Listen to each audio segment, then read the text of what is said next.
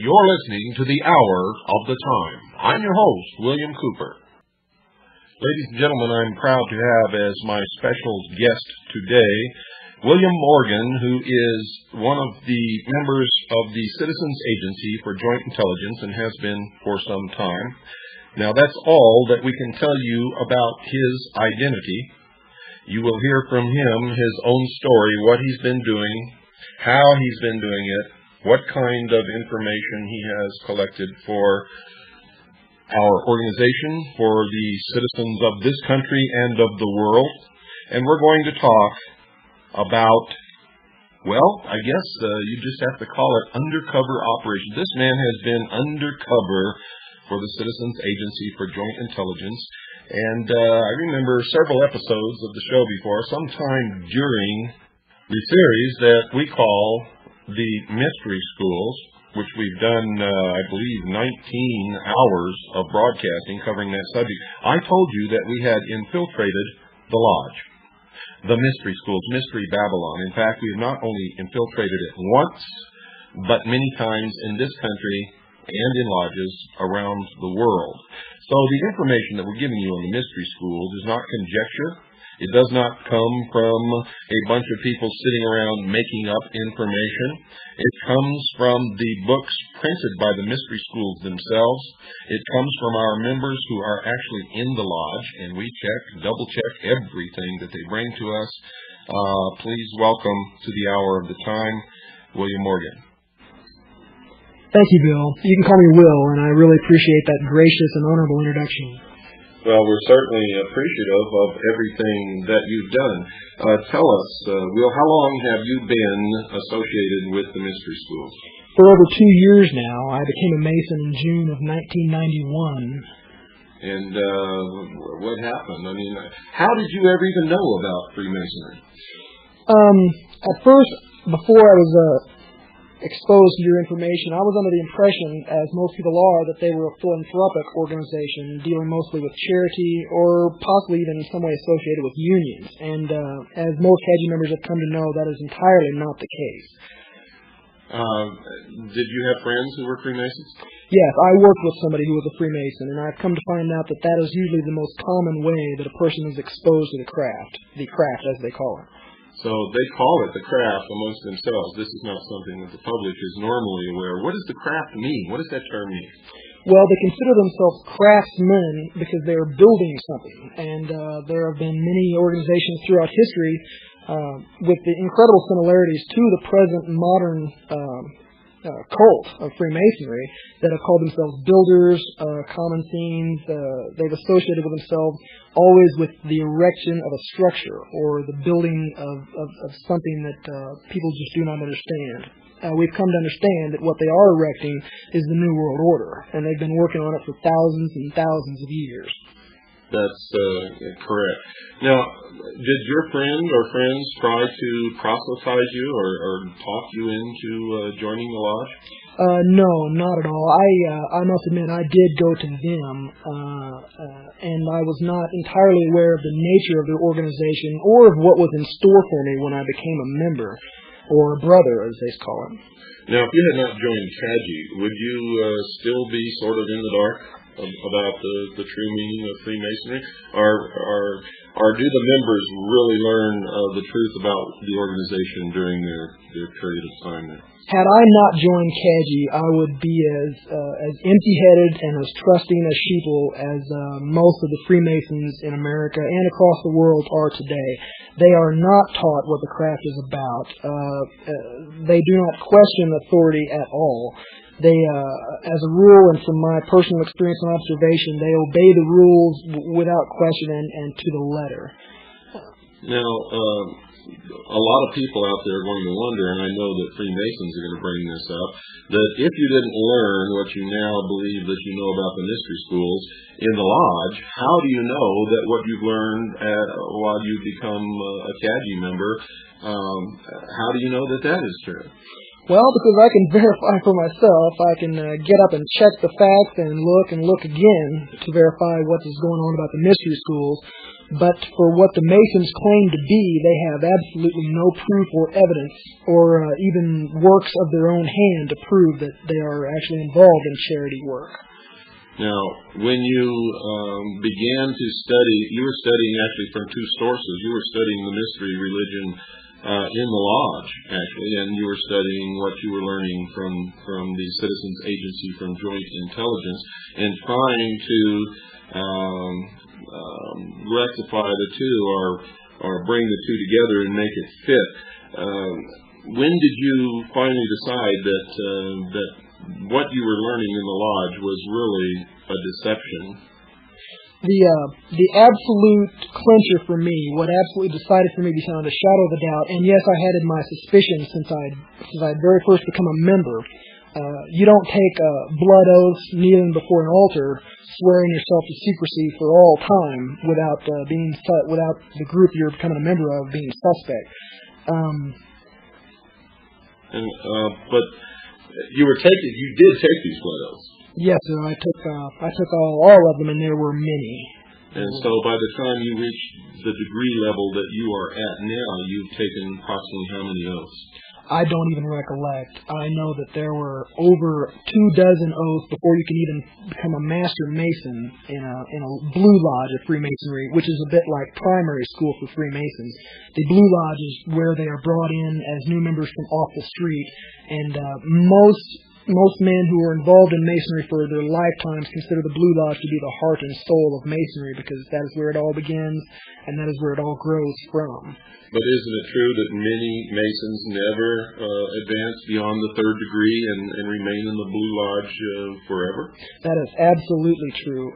Whether or not they do not choose to go forth, or whether they're totally unaware that there is anywhere to go, it's up to personally the Mason that's involved, but many of them stay right where they're at and seem to be content with what they have.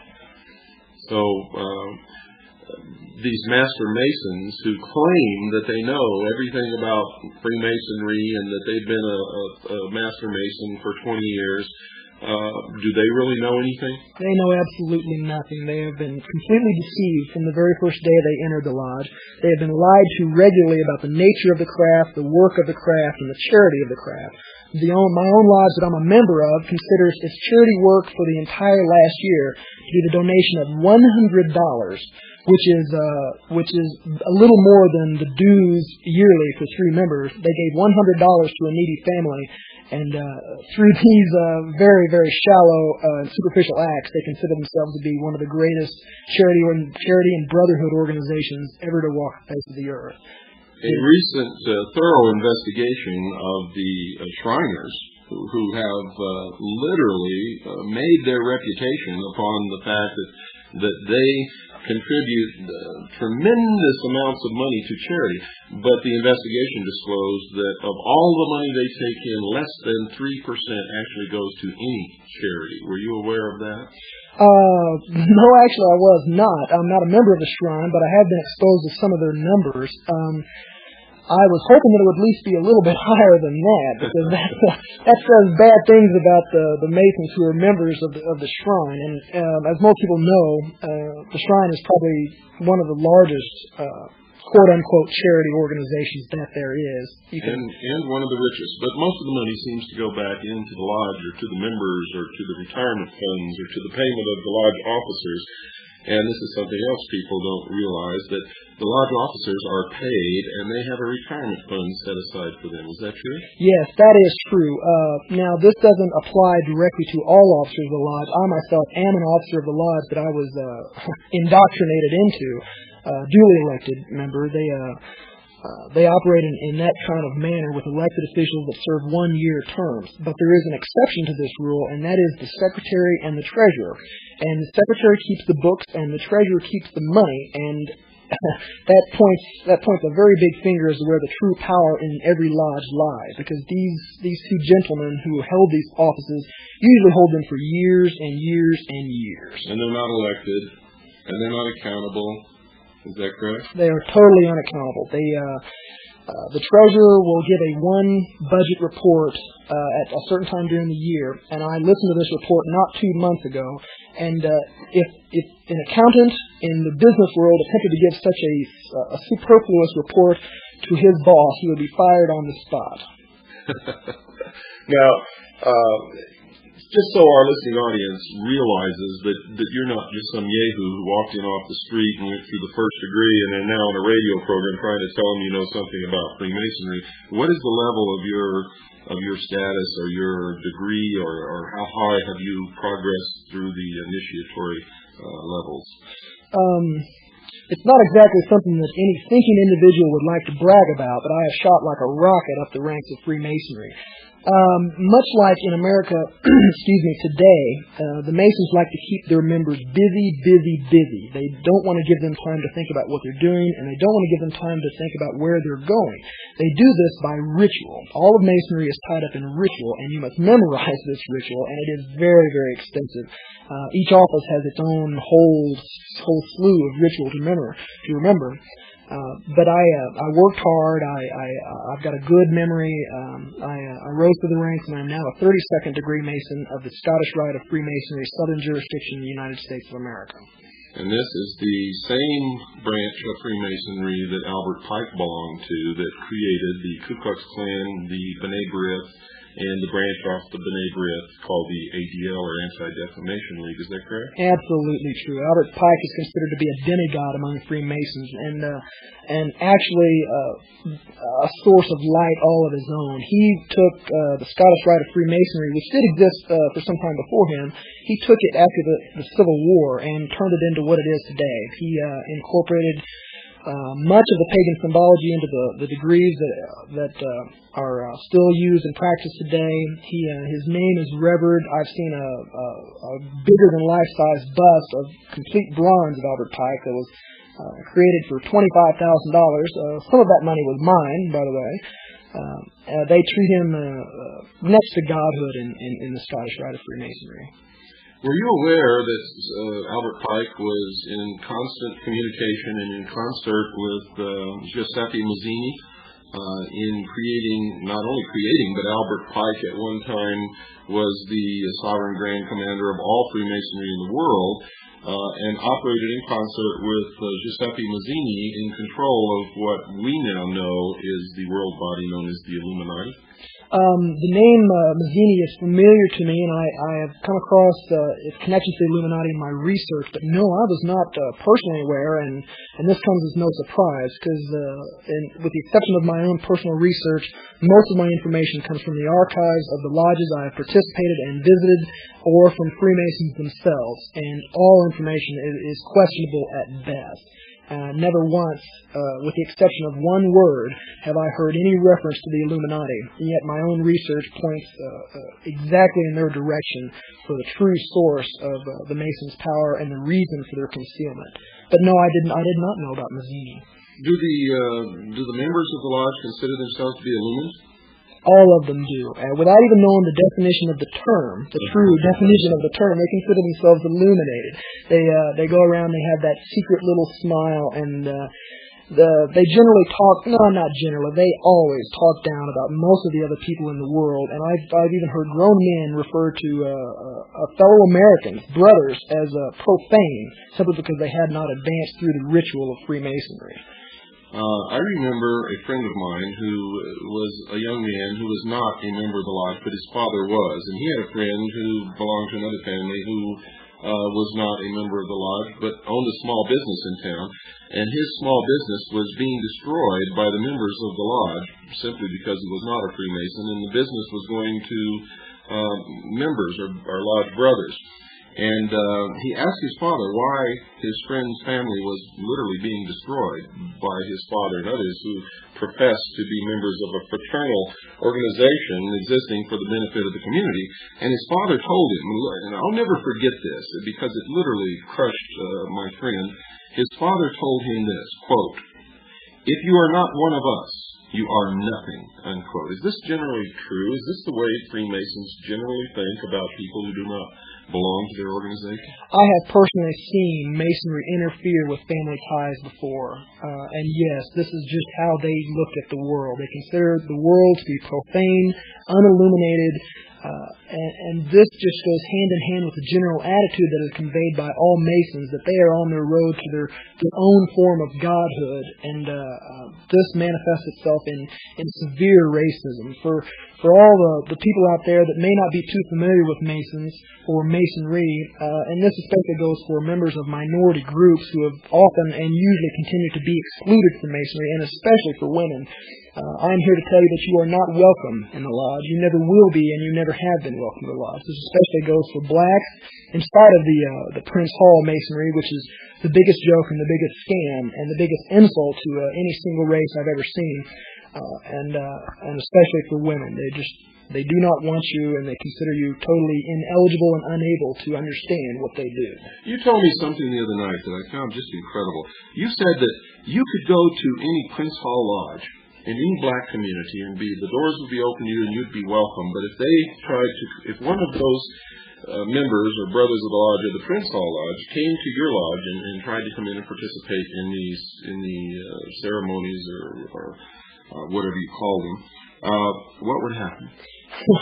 It wouldn't happen. It just simply wouldn't happen. I, as a Caucasian Freemasonry, can visit any Prince Hall Lodge in the country and as far as I know in the world. I can also visit any lodge, period, across the world. I've been told through my initiation that I am welcome in any lodge, but this just does not apply to blacks, no matter that, even if the ritual that they go through, and I do not know this for certain, but I know it's similar, but even if the ritual were exact, even if the same form of quote-unquote illumination that they underwent was exact, they could not ever, and I sit in a lodge with Caucasian Freemasons. I've never seen a black Freemason sit in a lodge among Caucasians, and I don't think I will. Equal opportunity and affirmative action laws are just completely ignored and considered frivolous and a joke by all Freemasons. So the New World Order that they're bringing into being is going to be racist?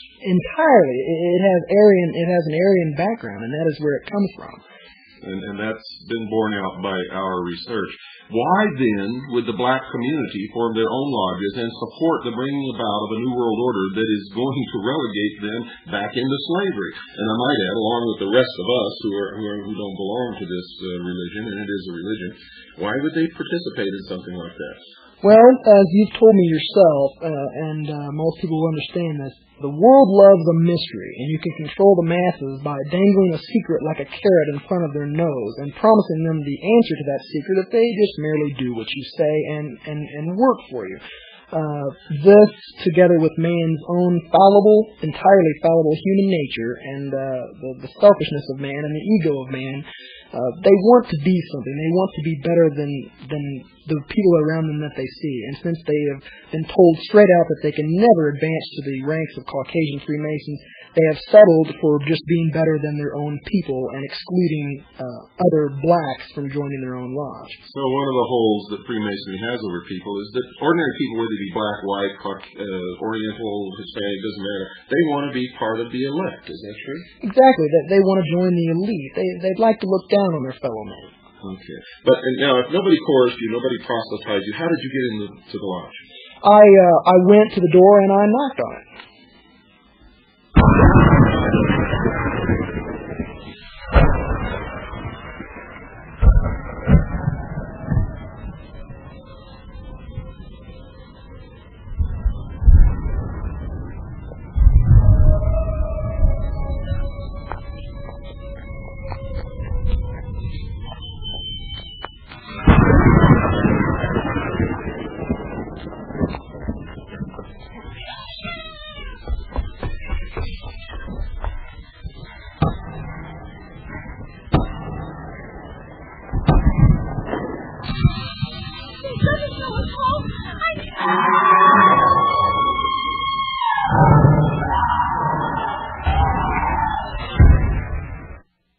We're back in the studio, folks, with William Morgan, a CAGI member who has infiltrated the lodge.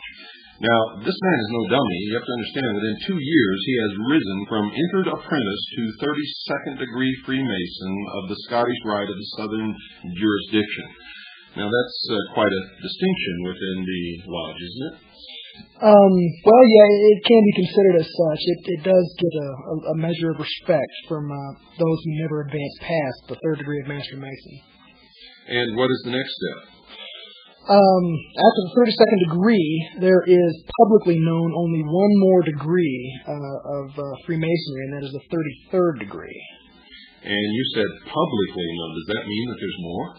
I suspect that there is, that there really is more. Do you know that for sure? No, I do not. I do not know it for sure. I've heard there's a man by the name of Reverend Jim Shaw who was a he actually still is by Masonic law, who still is a 33rd degree Freemason. And when he became a 33rd degree, he knew another Mason who was going through the same ritual who said that he was going to advance even further because he had professed a support for the Luciferian doctrine that they preach. So what you have just said, this is coming from your mouth, a 32nd degree Freemason of the Scottish Rite. You have just said, I didn't prompt you, I didn't ask you the question. In fact, you just surprised me because I was going to lead up to this, but you just said the Luciferian doctrine. Can you explain that? I can explain that absolutely. Masons believe in light. It is a priority part of their entire ritual. Now, light to a Mason symbolizes knowledge and also intellect. And if you've paid attention to the Mystery School broadcast, you know who the patron god of intellect is. It is Lucifer, and in fact his very name means the farrier or the bearer of light. Luc is Latin for light and fer for farrier. This is the true God of Freemasonry, and this is also, to my great shame, the God that I knelt at the altar before and swore my blood oath to. But when you did this, were you aware that you were swearing your blood oaths to Lucifer and not to the God of the Christian Bible? Absolutely not. Everything about Masonry says and publicly says that their God is the same God as any God, the God of Hindus, the God of Arab, the God of Christians. But it's just not so. It's a lie and it's a scam, and all you have to do is study paganism, nature worship, and the mystery religions of Babylon to see who that real God is. So you have done this study on your own, and you've checked out the publications and the doctrines and the symbology within your own lodge, and you've arrived at the conclusion that the God of Freemasonry is who? The God of Freemasonry is Lucifer, who is actually Satan, cast from heaven for one specific reason, and that is because he, like many other Masons, sought to attain godhood in his own time. And isn't that really the goal of Freemasonry, is by their works they will become God? Exactly. It is a matter of works. Salvation has nothing to do with it. There is no repentance of sin, and in their minds, mankind was never separated from God, but is able to be an equal to or superior to God. Now, mind you, folks, I sincerely believe in the Constitution of the United States of America. This is not a religious program, irregardless of what you may think you are hearing. And I'm not making judgment on any of this whatsoever. I believe that anyone has the right, under our Constitution, to worship at any altar that they wish to worship at. I do not agree with this Luciferian doctrine. I do not worship at that altar. The only thing that bothers me in the performance of their religion is that they are attempting to control and manipulate the rest of us into a one-world totalitarian socialist government with a one-world religion that we will all have to bow down to, with Lucifer, or Satan, as the head of that religion, actually incarnated in a human body. They intend to install Lucifer upon the throne of the world. Have you found any credence for this? I found great credence for this, and the best place to go to confirm this is just pick up the book Morals and Dogma by Albert Pike. He himself will state, number one, that Masonry is a religion, and number two, that Lucifer is involved. That is all I needed to confirm my suspicions, and it should be all that is needed to confirm the suspicions of all the other Masons that are out there wandering in darkness, thinking that they are living in illumination. So, most Freemasons, do they really believe that Freemasonry is a Christian organization? No, they really don't. They may themselves be Christians, and most in America are. but it is a strict rule and law of the lodge written into their own constitutions that no discussions or debates concerning religion or politics ever be brought into the lodge. They do not want your Christianity broadcast. They do not want it mentioned at all. In fact, I have a personal friend of mine who is a police officer in the lodge of which I'm a member, and when he was asked in whom he put his trust, he said the Lord Jesus Christ. And from that day forward, even though he's a law enforcement officer and vitally important to the New World Order, he has been ostracized, and he has been left out of many of the activities that got me to where I am in the craft today. And I do not think that he will be even allowed to progress any farther because of that. In fact, I think you told me the other night that was the first time that you had ever heard the name of Jesus Christ mentioned in that lodge ever. And is that true? Absolutely. Or any other lodge, or any Masonic publication, or any writing, or even any words out of another Freemason's mouth. It is just not part of their vocabulary. In fact, I have very firm beliefs that the name itself brings actual pain to their ears. Now, we know that the lodge will welcome anyone who attends any church, synagogue, temple, cathedral, belongs to any religion whatsoever. But we know that Freemasonry is a religion because we've studied it, and we have people like you who are a Freemason at a very high degree and have confirmed it, and their own writing confirms it. Albert Pike has stated it in writing in his book Morals and Dogma, and in others of his writings, I might add. And Manly P. Hall has confirmed that. So if Freemasonry is a religion, yet they accept members, people who go to other churches in the community, and many different religions that have doctrines that don't agree at all.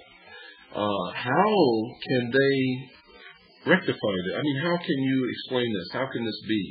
It just is. And any Mason that holds his religious convictions dear and becomes a member of the lodge is in direct conflict with his own beliefs and his own faith. The two cannot go together, have never been able to go together, and I don't think they ever will be.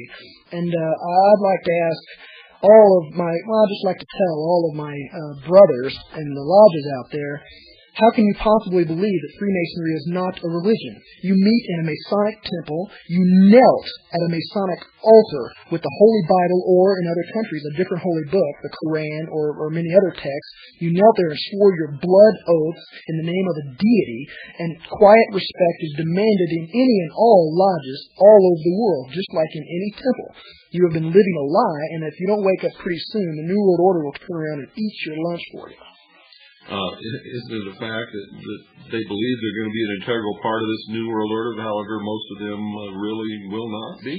This is the great joke. This is the punchline to the whole affair. They believe and see themselves as the priest and the priesthood of the New World Order. They think that when all things start falling apart, that they are going to be the ones that rise up phoenix-like out of the ashes, bring the world together, and deliver them into the hands of Lucifer. Like I said, they consider themselves builders, and what they're building is the New World Order, and it's being erected like a prison around us even as we speak.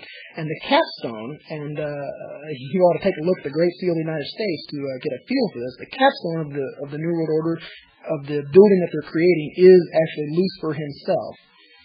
And isn't that the symbol of Lucifer, the all-seeing eye above the pyramid, the symbol of light? It actually began as the symbol of the sun, which was the symbol of the light, which was the symbol for Lucifer, and over the years it evolved into an eye. Christians are told that is the eye of God, but nobody ever bothers to ask which God or who. What's the name of this God? And if a Muslim were to ask in the Middle East, they would say it's the eye of God, and they would think that it was the eye of Allah. And in the Far East, somebody might think it was the eye of Buddha. But this is never explained. In effect, it really began representing the sun and became the eye. The sun has always been the representation of wisdom or the intellect or knowledge, which is all the Luciferian doctrine. It is the symbol for the light, Lucifer, the fallen angel, the Luciferian philosophy. These are facts. This is just the way it is. I'm holding in my hand this very moment an official Masonic medallion that is handed out to many Masons as a gift, especially at entered apprentices. At the very top, and taking up the main position in this medallion, is the all-seeing eye. And this I is, just as Bill Cooper has said, a combination of the I of quote-unquote God, and I stress that quote-unquote more than the other, and also it is the sun. It is a symbol of sun worship. The eye that I'm seeing, the lashes on the eye, on this medallion that I'm holding, are actually the rays of the sun coming down to illuminate the fellow Masons. It is more than just a religion, as Albert Pike has professed. It is the oldest known religion. It is a pagan religion of sun worship. It is nature worship, and it is incredibly dangerous to free-loving people everywhere. You wanted to read something from a book that you have there. This is a book that I highly recommend that everybody in the listening audience must read this book. You must read this book. You can find it at most religious bookstores, Christian or otherwise. They usually stock it. It's called The God Makers. The God Makers by Ed Decker and Dave Hunt. And let me see who the publishers are. Harvest House Publishers, Eugene, Oregon, 97402. That's Harvest House Publishers, Eugene, Oregon, 97402. Again, the name of the book is The God Makers by Ed Decker and Dave Hunt. This book truly will open your eyes. You wanted to read something from that book. Yes, sir. I was reading this last night, and it just stopped me in my tracks. I'm at page 60 of The God Makers, and the chapter entitled The Mormon Dilemma. And this book is about the Mormons, and once you begin reading it, you'll see through the mystery schools just how close Freemasonry and Mormonism actually is. The subtitle of this part is called The Pagan Connection Again. I'll read it quickly. As C.S. Lewis and a number of other experts have concluded, there are only two religions in the world, Christianity and Hinduism, or paganism. One teaches that we are separated from the one true God by sin, and that God became a man to die for our sins. The other declares that men are not separated from God, but that each person has within himself the power to overcome evil and thus to become God, or at least a God with a small g. Hinduism, or paganism, embraces and absorbs everything except biblical Christianity, which is its only genuine rival. Although it uses Christian language to disguise its paganism, just as many Masonic lodges do, Mormonism is less Christian than it is Hindu. The basic dilemma faced by every Mormon is a direct result of its Hindu roots. In the Bhagavad Gita, Krishna declares that he comes forth to save the righteous and to condemn the sinners. This is exactly the opposite for the biblical Christ who came to save sinners. The great complaint of paganism and all occult secret societies, of which I am presently a member, is that whereas one must be worthy to join them, Christianity deliberately embraces the unworthy. And to prove my worthiness to join the lodge, I had to go ask them to become a member. At the time that I joined, it was against the Constitution's bylaw, the Constitution of Masonry, I should stress, for any Mason to come to me at profane and ask me to join. And in effect, actually, isn't the Mormon Church just another branch of the old mystery religion of Babylon? It can be nothing else. They have 3 degrees. They have ritual that they adhere to. They are sworn to secrecy with blood oaths inside of a temple. They have a structural hierarchy that is in the structure of a pyramid, and all those that are initiated into this temple ritual seek nothing else but to climb the pyramid. The reward, the carrot that is dangled in front of their nose to keep them working hard, is that they will experience and attain godhood for themselves. And many of the rituals that are practiced in the temple are the exact same rituals that are practiced in the Masonic temple. I cannot personally confirm this, but the research that I am involved in at this time supports this, and also the research of experts who are far better and far more along in their work than I am totally supports this claim, and you should verify it for yourself. Absolutely. You know, the warning that we always give on this show, don't believe anything that you hear on this show or any other show or from the President or Dan Rather or anyone until you check it out yourself. One thing that I also want to make clear that we have nothing against anyone. We have nothing against people who want to worship in the Mormon religion or the Catholic religion or go to a temple and worship Buddha. We believe in the Constitution, but we also believe that everyone should know what they're getting into. We also believe that if these people are involved in subverting the freedoms of others and bringing about a one-world totalitarian socialist government, which we have confirmed that they are, then it is our business and our duty to stop them. Bingo, Bill, and you've hit upon something that is a catch-22 for all Masons. Part of the blood oath says that you can never, and you must swear this on penalty of very painful and bloody death, that you will never, ever release any of the secrets of Masonry to a member of the profane, to somebody out there in the big world. But when you become a Mason, and as I did, I always ask questions wherever I go. I asked some hard questions, and I got nothing. There were no answers forthcoming. They looked me straight in the eye, and they said, I can't tell you. How do you rectify what you're doing on this show with the oaths that you took saying that you can't do this? Well, we've discussed this, and I have had some personal dilemmas that I've had to face. But I genuinely believe that when they do not tell me the whole truth about what I'm getting into, in fact, when they deliberately mislead me and deceive me about what I'm getting into, that must totally invalidate the contract or the oath of which I've sworn. It just cannot be any other way. They have lied, and I have been honest, and I have been forthcoming to them, but they have not returned it as such. And I found myself in the same position, folks, because when I was in the military, and specifically with the Office of Naval Intelligence, I had to sign security oaths saying that I would never talk about anything that I was involved with. But later, when I began to realize that I was going to have to, I also understood that the only things that I would talk about were those things that the intelligence community, the military, those in the government were doing to destroy the sovereignty of the United States of America, the Constitution, the Bill of Rights, and to bring about really a traitorous new government, the New World Order, and that I was not going to be involved in any traitorous activity, and my first and only loyalty was to the Constitution and the Bill of Rights of the United States, and not to some phony manipulation called a security oath, which many people are trapped under, thinking that they cannot talk about many of the things they participated in that are actually destroying this nation, destroying the Constitution and the Bill of Rights. These people are traitors, and I could not be a traitor, nor will I ever be.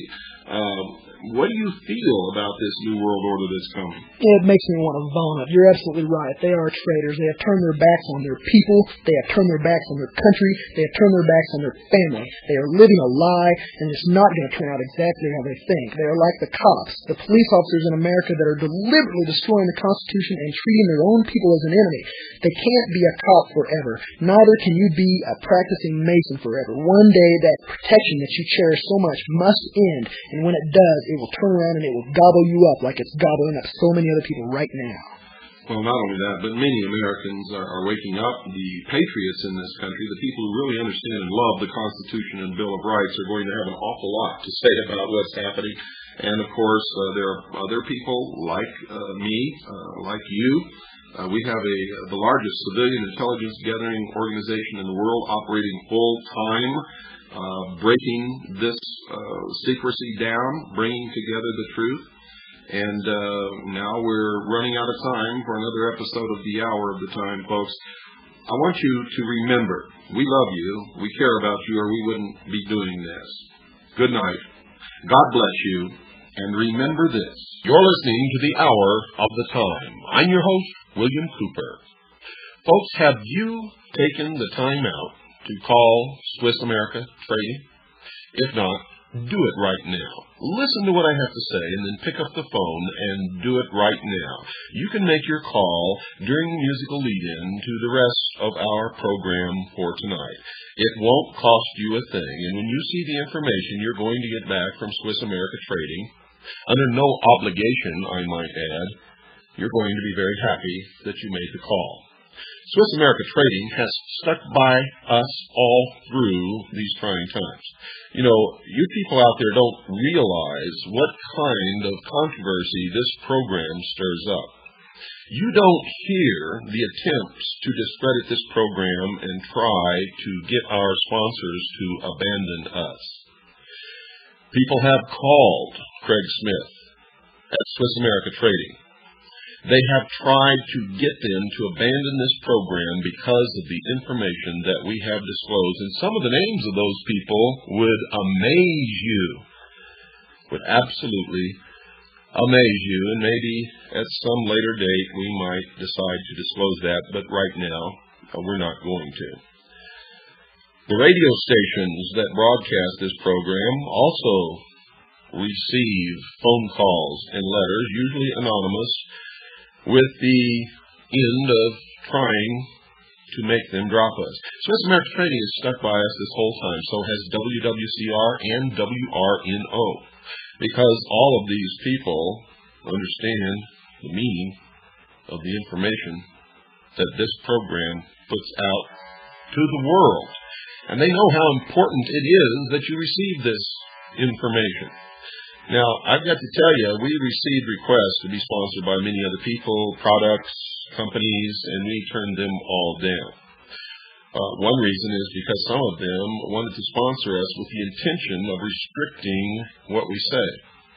Others, we didn't believe in those products or those people or those companies and could not, in good conscience, recommend them to anyone.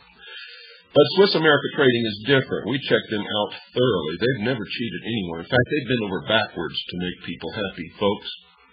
They have many of the investments available that we've recommended on this show. They have some that we don't know anything about and have not investigated, and they have some that we do not recommend. It is your business how you invest your money, but I tell you this, if you don't make a call and find out about how you can protect your assets against the coming economic trauma, then I would say that you are missing a beat here. You're doing something that you're going to regret later.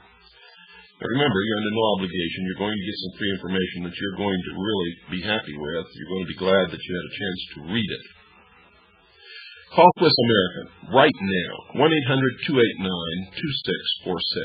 That's 1-800-289-2646. Let the experts there help you find a way to protect your assets. Everything that you've earned is at risk right now. Everything that you own is at risk right now. Everything that you have an equity interest in is at risk right now.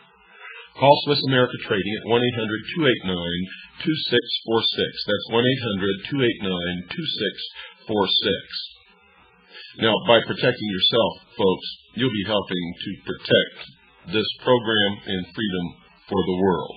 Call now, 1-800-289-2646. You'll be glad that you did. Tonight's episode, part 2 of the interview with William Morgan, CAGI member. We have infiltrated the lodge, folks. Hear it yourself from the lips of a 32nd degree Freemason of the Scottish Rite of the Southern Jurisdiction. Well, as you probably already know, folks, we only use the very best music on this program the hour of the time. That was you too, and I still haven't found what I'm looking for. You know, many of you write and ask why I let the music go on through the whole selection instead of fading it out and then bringing in the program. I do that, folks, out of sincere admiration and respect for the talent and the performance of the writer of the music, the lyrics, and of course those who perform. I love music, if you haven't guessed that already. Tonight is part 2 of our interview with William Morgan, and many of you are wondering if that's his real name. No, it is not. We protect CAGI members. We never tell anyone how many CAGI members we have, where they're at, what their names are, anything. None of that information is given out, not even to other CAGI members. Now, we use the code name or the pseudonym of William Morgan simply because the name William Morgan is significant in the past of the secret society called Freemasonry. William Morgan was murdered by Freemasons after having printed in a book, some of the secrets of the lodge, and this was done back in the 1800s. Of course, the fraternity of Freemasons denies that they murdered William Morgan. However, their version differs significantly from the official version and from the proof and the evidence that we have spent many, many hundreds of man-hours digging up, and one of these nights we're going to do a program just entirely on the murder of William Morgan. Will, welcome back to the hour of the time. Thank you, Bill. It's a pleasure to be here, and I'm really proud and happy to be here and doing what I'm doing. You know, I don't think a lot of people realize that you're risking your life by doing this. The oath that you have taken, albeit because they were fraudulent, you thought that you were making an oath to the God of the Bible, and in fact you were making an oath to Lucifer, which nullifies those oaths. But they still, the Brotherhood, the Order, the Illuminati, the Freemasons, could still carry out the threat of those oaths, which is murder. Is that not correct? Absolutely correct. No matter what I may personally feel about or what common law or the actual law may view about those oaths as taken, the Masons that are involved consider them to be absolutely applicable to any transgression. And they have been enforced, and the bloody punishments that are part of the oaths have happened to Masons before, and they will happen again, I'm sure. Now, you are what degree? Let's get that out for the people in case you have some new listeners tonight. What degree are you? I am a 32nd degree Freemason of the Scottish Rite of the Southern Jurisdiction of the United States. And what is the official title of that degree? The official title is the Sublime Prince of the Royal Secret, and that is not only the title of the degree, it is also the title of the ritual that the degree is conferred to. And just to show you how important that is, after going through the ritual and getting the degree conferred upon me, I could neither remember anything sublime or even remember what the secret was that they told me. Why is it that you couldn't remember the secrets of the degree? Well, that's a bit of a long story, and I won't go entirely into it, but it started off, the day I was conferred, began at 6 o'clock in the morning, and they just rushed through it. There was no memory work to do, as in the Blue Lodge, where a person has to memorize the ritual and then give it back. You just sit there and receive in an audience-like capacity. And when it came to swearing the oath, you merely held up your hand and said, "I do." You also did take that oath on kneeling on one knee, as you did in the Blue Lodge. Now, we talked yesterday after we recorded the last program that aired, I believe Friday, on WRNO, and this will air on Monday on WRNO. It will air at a different date on WWCR. So if you're listening on WWCR, don't let these dates confuse you. But we talked, and I asked you specifically if there was a part of Freemasonry where you raised your arm to the square, and what was your reply? Yes, there is a part where you raise your arm to the square. The first time I remember doing that action was in the 2nd degree when it was conferred upon me. You raise your right hand as if you're swearing in, actually it is exactly the same position as if you're swearing in a court of law. Your left hand is placed flatly upon the Holy Bible or whatever holy text that, depending on the lodge you're in, and your right hand is held at a right angle with the arm extended, and an actual square, like an engineer's square, is held around the elbow of the arm. You're swearing in a square within a square, so to speak, as the ritual says. Now, if a Freemason were speaking in front of a group of what Masons call the profane, would it be fair to state that if the speaker stated something about when he raised his arm to the square, that this could be a recognition signal to notify other Freemasons in the audience that he was indeed a Freemason? Knowing what I know, I could hardly see it as anything else. There's no square involved in any other oath swearing ceremony that I've ever heard of, ever, not in a court of law. Only a square is involved in Masonry. It's one of the primary tools that are symbolically referred to in all the ritual of the Blue Lodge. Now, many of you have heard this statement made by someone that you all listen to, and I want you to make that connection for yourselves. If you can't make that connection for yourself, then there's no need of telling you any more about it anyway. Let's get into some of the ceremonies. How does this start? It begins in the Blue Lodge with the 1st degree of entered apprentice, and it goes up, and you've actually traversed 32 degrees of initiation. Are there side roads off of this? Yeah, well, it's a bit difficult. The Blue Lodge is where everything begins, and the Blue Lodge where Mason is initiated at is called the Mother Lodge from that time after, in specific reference to him personally. Now, once you get past the 3rd degree, you become a Master Mason in your Blue Lodge, you are able to hold an officer, or hold a chair as an officer inside the lodge. You can spend up to 10 years going through the chairs and becoming an officer. But after that, you can either go to the Scottish Rite or the Yorkish Rite. There's a fork in the road of Masonry, and the Scottish Rite is by far the most popular and undoubtedly the most powerful. Now, the York Rite has 7 degrees. Is that true? True. The highest of which being the Knight Templar degree. For all those people out there who think that the Knight Templar are in no way associated with Masons, you're dead wrong, and you haven't done your homework. In fact, the Knights Templar, when they first began as an organization on the Temple Mount in Jerusalem, were not an order commissioned or ordained or approved or even recognized by any church, much less the Catholic Church, but were, in fact, an order of the mysteries. They began with 7 degrees, and the 7th degree was the highest degree. And later, as they added degrees, when the Knights Templar were persecuted and in fact, many of them were put to death. Others were driven into hiding in other countries. And in some other countries, they just changed their names and continued the order. They eventually reached a number of degrees, which was 33. And I took that right out of a very old textbook on the secret societies, which we'll talk about in a later program, and we'll get into that. But what is the significance that you've been told of the system of degrees? Why do you have to go through this? It's considered a road. It's considered a road to quote-unquote illumination. I really believe that it's more of a system of control and self-government. Lodges are pretty unique in America in that they are self-sustaining and self-governing, even with their own bit of enforcement. All lodges have been granted a charter from a Grand Lodge, and every Grand Lodge in this country has been granted a charter from the United States government to operate on its own and enforce its own laws and constitutions. If a police officer or any law enforcement officer walks into a lodge while in session, he not only does he not have arrest power, but that lodge immediately closes. Now, this is something the American people don't know about. Now, if these are lodges, they're in states, they have nothing to do with the federal government. How could they receive a charter from the federal government saying that they're under their own laws?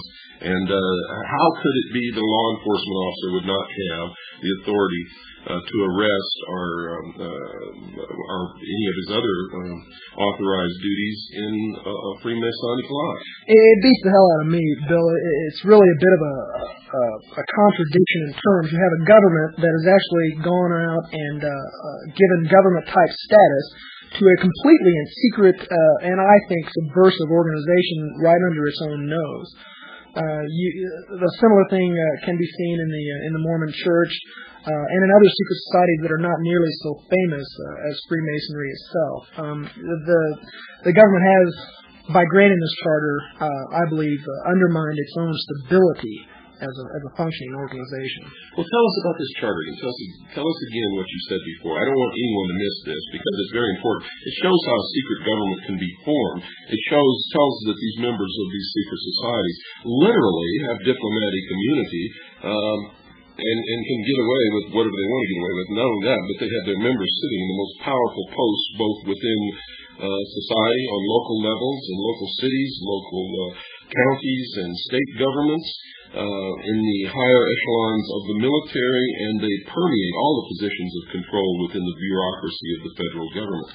So tell us what this charter is again. Okay, it's a document put out by the federal government, and it can be any government in the world. To my knowledge, every government in the world has granted that has lodges in it has granted a sovereign charter to the Grand Lodges under its jurisdiction.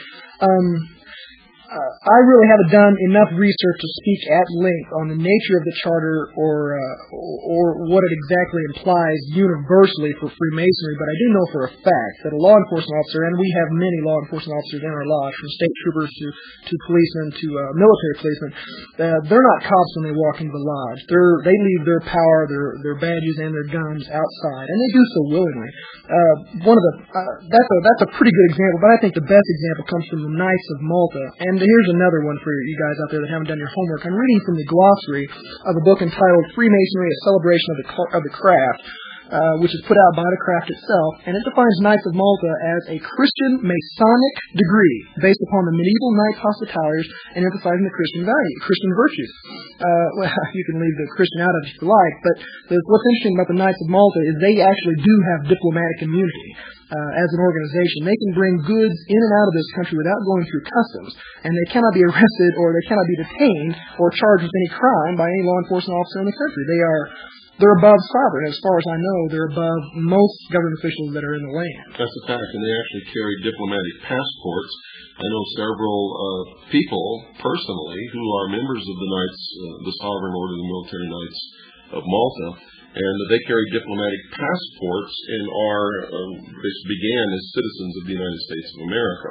Now, what happens when a police officer, and most police officers we have discovered, or at least the ones who make law enforcement a career, and most, if not all, judges sitting upon benches in this country are Freemasons. What happens when you're speeding down a highway and you're stopped by a law enforcement officer? What happens when he sees the Masonic emblem on your windshield? Usually what you have is a direct turnaround in attitude. I myself am a young man. I get hassled by cops a little bit. It seems like they always have cop an attitude when they pull me over, but when they see the Masonic squared compasses on my car, and most importantly when I flip out my dues paying card, a card that all dues paying Masons carry, the police officer, well, let me just put it this way, I've never once got a speeding ticket or a traffic ticket or have even been harassed in any way when they have known that I am a Mason.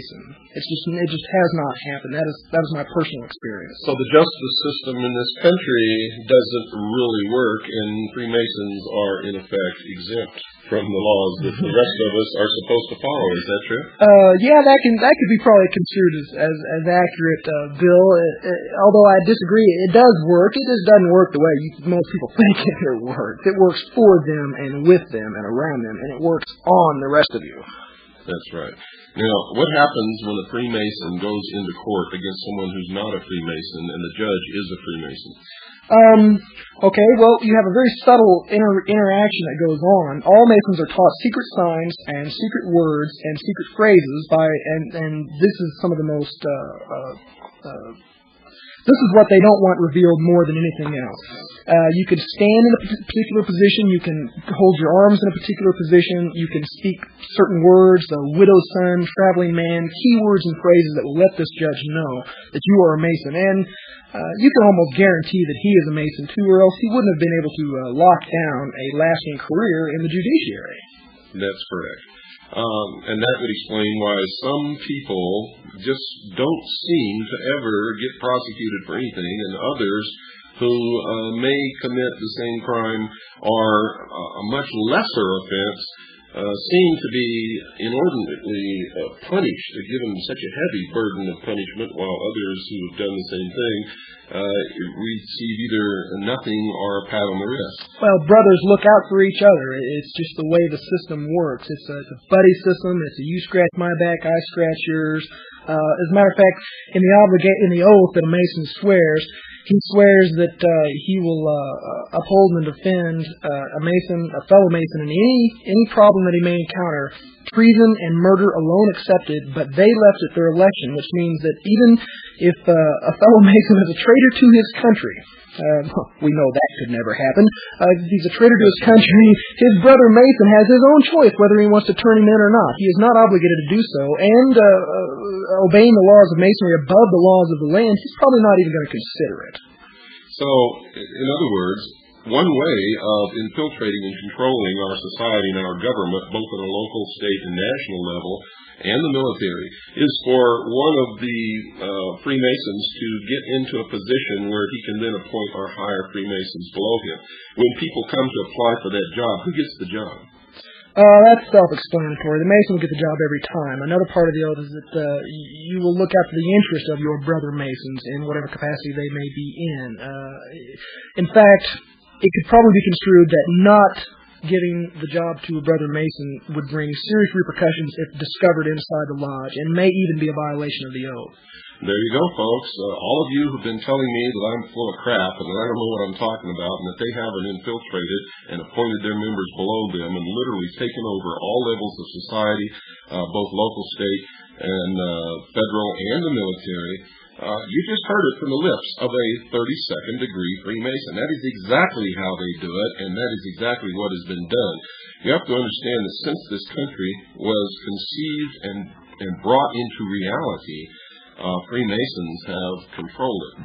And their goal always, from the beginning, was to bring about a one-world totalitarian socialist government. Our forefathers knew full well the foibles of human nature. And this country was described in their own words as the great experiment. And the experiment, folks, was to find out if we truly could be responsible, could rule ourselves, would not give in to the foibles of human nature and give our country and our individual freedoms and rights away. But they knew when they did it that that's exactly what would happen, because they were probably the best at understanding human nature of anyone that I've ever read. And I've read all of their writings and letters and works and the Federalist Papers and everything else that they've done. And they knew full well that this people would give away what they built.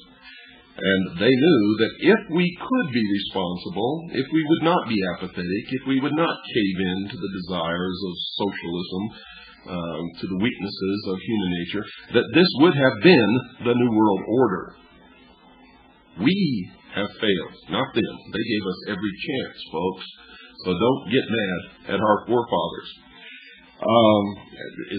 Would you concur with what I just said? I couldn't argue with you, and I wouldn't want to start an argument with you, Bill. I have heard higher-level Masons refer to the United States in their writings and in person as a Mason nation. They is erected by them. If you look at the signers of the Declaration of Independence, if you look at the forefathers, you'll see who was involved at the very beginning of this thing. And I'm not saying that all our forefathers are bad or evil. They certainly are not. They created the greatest nation ever known to man.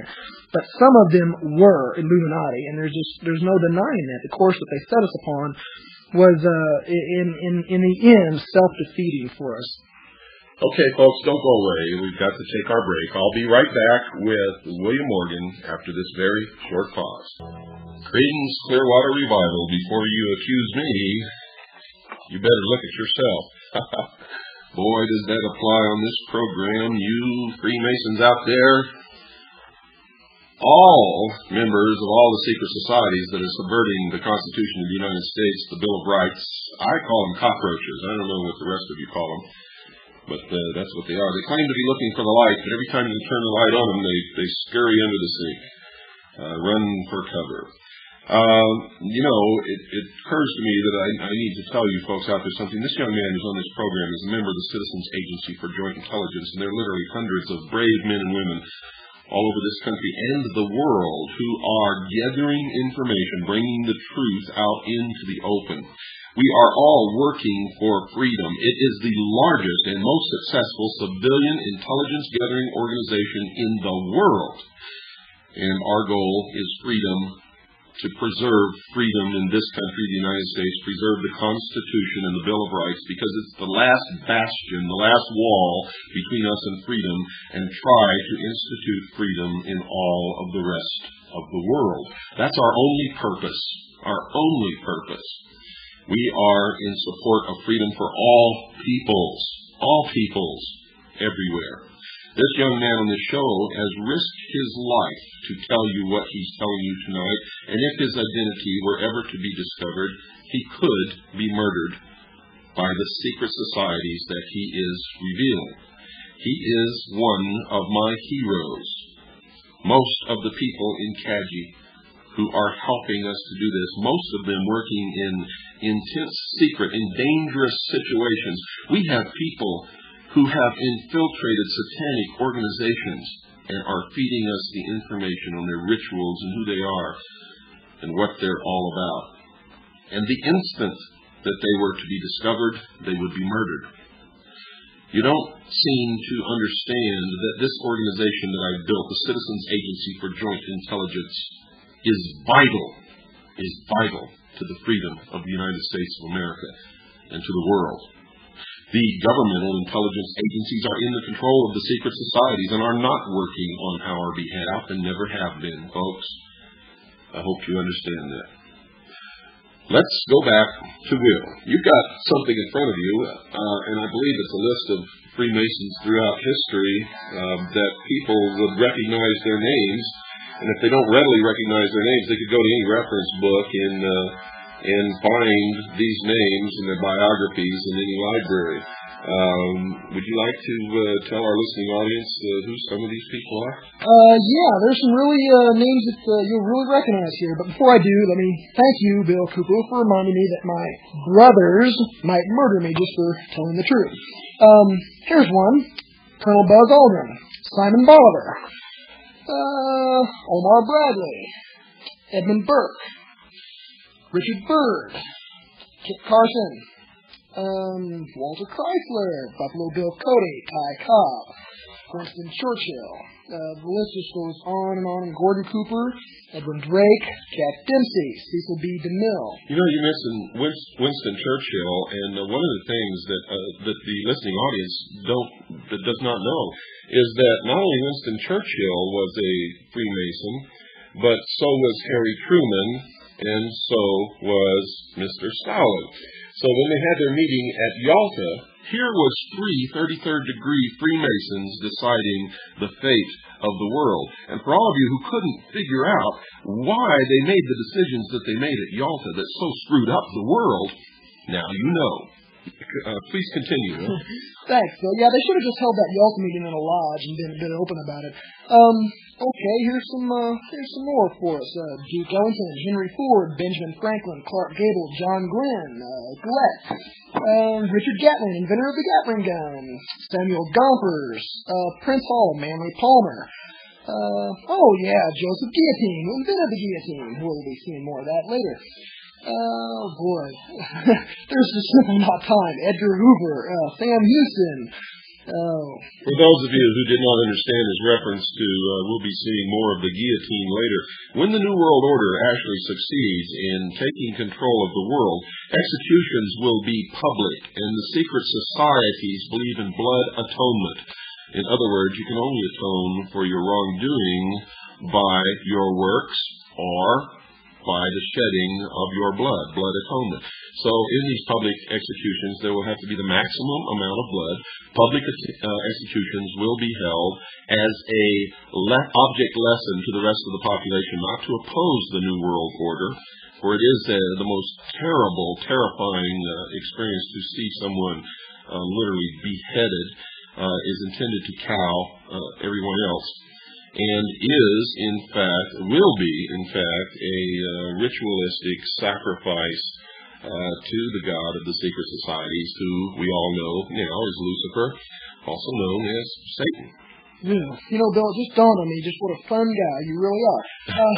Here's a short list of presidents of the United States who have been Masons. George Washington, James Monroe, Andrew Jackson, James Polk, James Buchanan, Andrew Johnson, James Garfield, William McKinley, Teddy Roosevelt, William Taft, Warren Harding, Franklin Roosevelt, Harry Truman, Lyndon Johnson, Gerald Ford, and I also know for a fact that George Bush is a Mason and that Ronald Reagan was made a Mason on sight.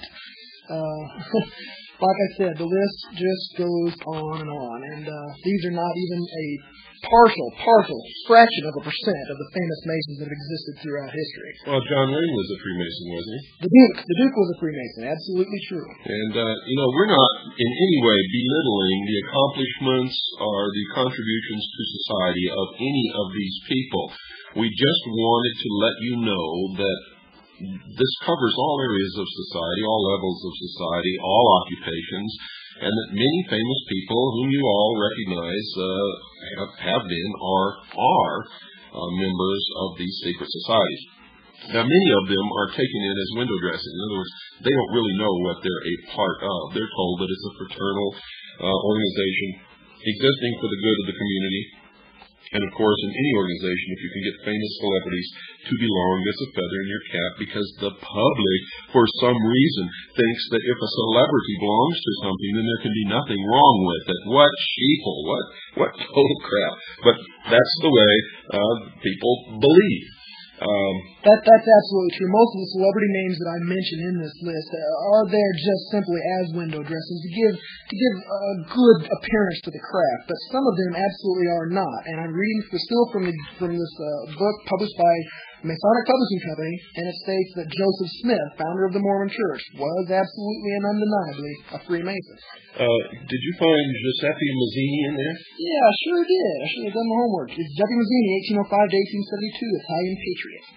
He was also one of the best friends and correspondents of Albert Pike, who was the head of World Freemasonry for a while and the head of the Scottish Rite of Freemasonry in this country.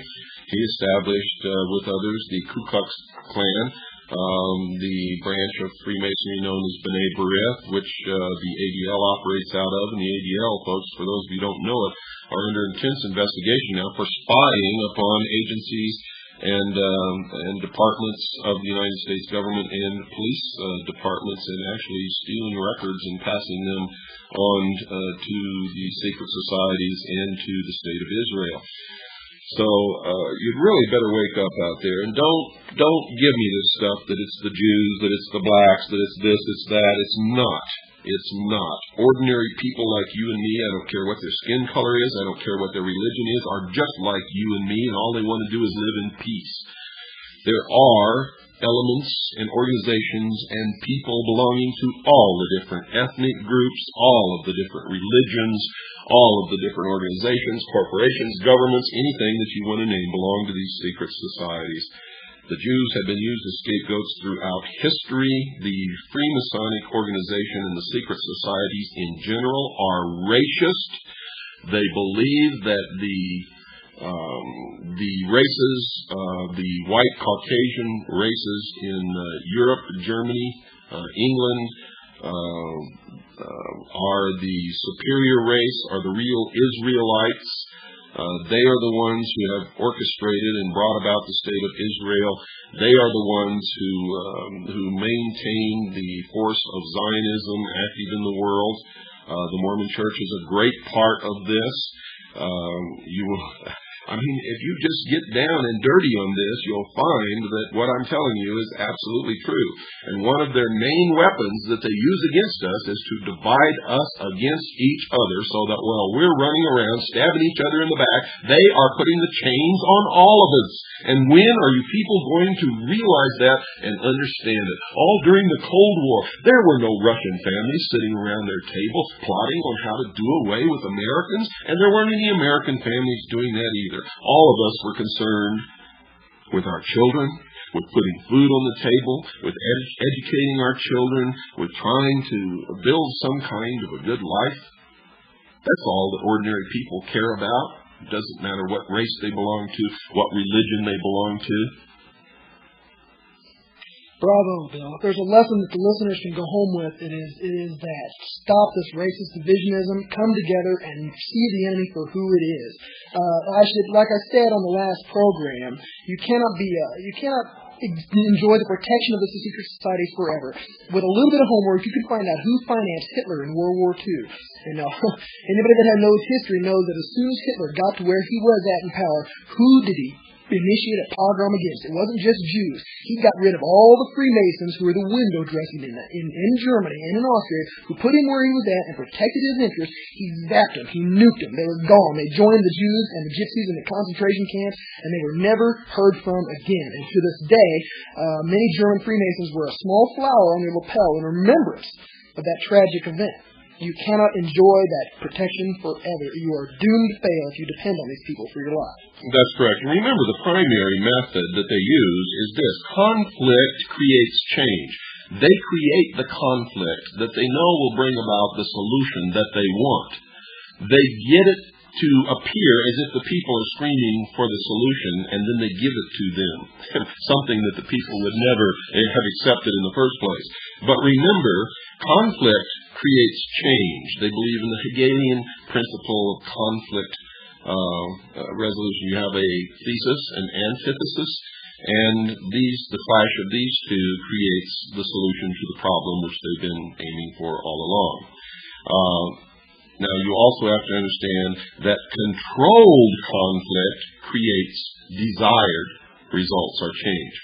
So the method of bringing about controlled conflict is to have your people leading both sides of the conflict. So when you talk about Republican or Democrat, forget it. At the highest level, they're both the same. When you talk about populist versus communist or whatever it is, forget it. At the highest level, they all belong to the same organization. When you look around in the Patriot movement, remember, most of the leaders in the Patriot movement are on the same side and belong to the same organizations as the leaders of the secret societies that are trying to destroy this country. The conflict between the two, which they are trying to create now, will ensure the destruction of the Constitution, the Bill of Rights, and then they will step forward with the answer. 1,000 years of peace under the United Nations. But you're going to have to make concessions to get it. You're going to have to give up your freedoms, your individual rights. But they will protect you. If you buy that, folks, you are indeed a fool. Does this confirm what you've discovered in your quest for the truth? It certainly does. It is history repeating itself with empty promises of nirvana and utopia on earth that has never come true, and you always have to be the one to pay for it. Always. It's just these people do not believe in a fair fight. They do not join a race that they have not fixed. They don't take those kind of risks. Okay, you've got about 10 seconds. If you had the ability to say something to the American people and to the world, what would it be? It would be to wake up, folks. Look, you've got an enemy out there. They're coming together, and there's a convention of Southern Baptists that have come against the Freemasons, meeting in Houston in 15, 16, 17 of June of this year. I suggest that you look into that. That's right, folks, and good night. Thank you, Will, for being our special guest and for putting yourself in danger for all of the rest of our freedoms and for freedom of the world. I, for one, appreciate that. You are my hero. Good night, and God bless you all. I'm William Cooper, and you're listening to The Hour of the Time, brought to you by Swiss America Trading. Folks, if you haven't called Swiss America Trading yet, I suggest that you do it right this very moment. You see, the more we head into economic ruin, the less your assets are worth. I don't care what they are, equity and property, your car, your truck, your vacation home, your furniture, your bank account, your savings account, doesn't matter what it is. Everything is going to plummet in value in the coming economic trauma. Now, you've heard me warn you about the problems both politically and economically. And you all know that I have predicted a depression. Many of you don't realize it. You're still listening to the propaganda. You don't understand that we are already in the depression. We haven't hit bottom yet, but we're going to. And I predict that you're going to see some serious economic problems, much more than we've already gone through, and much more than you even realize by the end of the third quarter of this year. Now, folks, if you want to really protect your assets, if you really care about the value of what you've already earned and put together, the property that you have collected, whatever it is, the fruits of your labors for your life, if you want to save those assets, call Swiss America Trading right now. Do it now. Call 1-800-289-2646. That's 1-800-289-2646. Let the experts at Swiss America Trading help you help yourself. 1-800-289-2646. That's 1-800-289-2646. Call now and mention my name, William Cooper, and they'll send you a free newsletter packed full of information that you need to know. Call now, 1-800-289-2646. That's 1-800-289-2646. By protecting your assets, folks, you'll be helping to save this program, The Hour of the Time, and freedom for the world. Call now. 1-800-289-2646. You'll be glad that you did. Tonight, episode number 21 in our series on the Mystery Babylon, and the third hour of interview with William Morgan. Welcome, Will, once again to the hour of the time. Thanks, Bill. It's a pleasure to be here. Tonight we decided that we're going to talk about some of the symbology connected with the rites of Freemasonry, the secret symbols of identification and things of that nature. Wherever you want to start, go right ahead. Okay, well, all the important symbols and passwords are incorporated into the first 3 degrees. The handshake, I think, is the most widely used Masonic symbol. It consists of an ordinary handshake, except the thumb of the person who is a Mason goes onto the third knuckle of the right hand of the person who's shaking hands with. If you've ever shaken hands with somebody and they seem to have a funny grip, or possibly even, I always thought it seemed kind of feminine to me because the hand just wasn't strongly wrapped around your hand when you're shaking hands with somebody, you can have a pretty good idea that they're trying to feel you out to see whether you're a Mason like they are. The first 2 degrees, that was the hand grip of the third degree. The first 2 degrees are the same, except first degree, the thumb goes on the first knuckle, and the second degree, the thumb goes on the second knuckle. But those are very, very rarely used. And in the Master Mason, or the third degree, the thumb is on the third knuckle. That's correct? Yes, sir. And how would you reply to that if you were, in fact, a Freemason? You do the exact same. It becomes a combined grip, and your thumb is on his third knuckle, and his thumb will be on your third knuckle, and you can't miss it if somebody tries to slip you this handshake. So it's not really a true handshake in the sense of the word that most people have learned to shake hands. You don't have a full grip of the other person's hand, but rather you just have a sort of a loose grip on their fingers, and your thumb is either on the first, second, or third knuckle, and you're sort of digging with that thumb to try to get a reaction to see if the other person is indeed a Freemason, and at what level. That's true. That's true. And if they do not respond as such, the person will withdraw his hand quickly. But if he's not sure, he'll seem to kind of extend his grip just a little bit to kind of give you a chance to return the sign. They call it a sign.